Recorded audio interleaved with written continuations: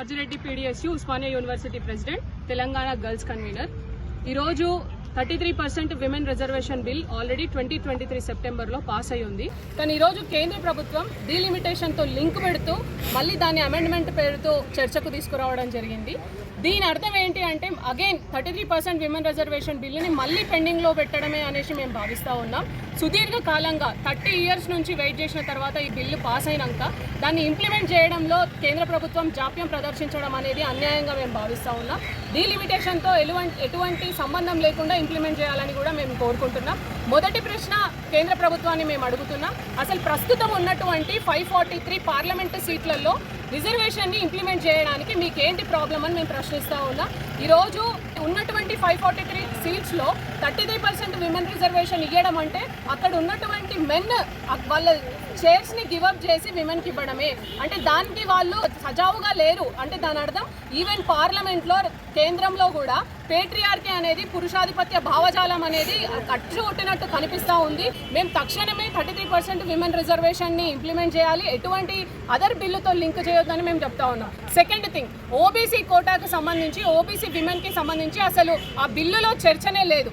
ఈరోజు దేశవ్యాప్తంగా చూసుకుంటే ఓబీసీ విమెన్ ఒక significant proportion of India's population. కానీ అందులో మనం చూసినట్లయితే అక్కడ ఓబీసీ విమెన్కి సపరేట్ సబ్ కోటా లేకుండా ఇంప్లిమెంట్ చేస్తున్నటువంటి పరిస్థితి ఉంది. ఈరోజు ఓబీసీ విమెన్ గురించి మనం మాట్లాడుతున్నామంటే అట్టడుగు వర్గాల మహిళల గురించి మనం మాట్లాడుతున్నాం.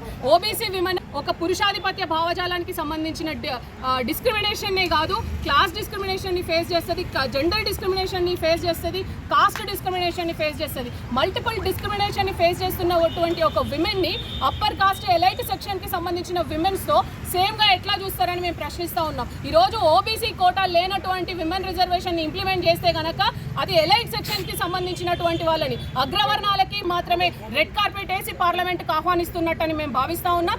ఓబీసీ కోటా లేనటువంటి రిజర్వేషన్ని ఎట్టి పరిస్థితుల్లో ఒప్పుకోం. 33% విమెన్ రిజర్వేషన్ ఎలాంటి డీలిమిటేషన్కి లింక్ పెట్టకుండా ఇంప్లిమెంట్ చేయాలి. ఓబీసీ కోటా సబ్ కోటాని కూడా ఇంప్లిమెంట్ చేయాలని మేము కోరుకుంటున్నాం. అదేవిధంగా ఎస్సీ ఎస్టీలకు సంబంధించిన కోటాలని కూడా ఎగ్జిస్టింగ్ ఉన్నటువంటి ఎస్సీ ఎస్టీ కోటాలలోనే మళ్ళీ మహిళలకు ఇస్తామని మాట్లాడుతున్నారు. అంటే ఎందుకు లిమిట్ చేయాలనుకుంటున్నారు? ఎస్సీ ఎస్టీ విమెన్ని కేవలం వాళ్ళ కేటగిరీకే ఎందుకు లిమిట్ చేయాలనుకుంటున్నారని మేము ప్రశ్నిస్తూ ఉన్నాం. ఓవరాల్గా విమెన్ రిప్రజెంటేషన్ అన్ని కోటాలకు సంబంధించి అన్ని కమ్యూనిటీస్కి సంబంధించి రిప్రజెంటేషన్ వచ్చినప్పుడు మాత్రమే సోషల్ జస్టిస్ అనేది పాసిబుల్ అవుతుంది. కాబట్టి ఖచ్చితంగా ఎస్సీ కోటాకి ఎస్టీ కోటాకి సంబంధం లేకుండా పూర్తి స్థాయిలో 33% విమెన్ రిజర్వేషన్ని అమలు చేయాలి. దాంట్లో ఓబీసీ సబ్ కోటాని కూడా ఖచ్చితంగా ఇంక్లూడ్ చేయాలని మేము డిమాండ్ చేస్తున్నాం. కేంద్ర ప్రభుత్వాన్ని ఒక్కటే హెచ్చరిస్తున్నాం, విమెన్ రిజర్వేషన్ల బిల్లుని ఒక టూల్గా వాడుకొని మీరు ఓట్ బ్యాంక్ రాజకీయాలు చేస్తే తస్మాత్ జాగ్రత్త అని కూడా మేము ఈ సందర్భంగా హెచ్చరిస్తున్నాం.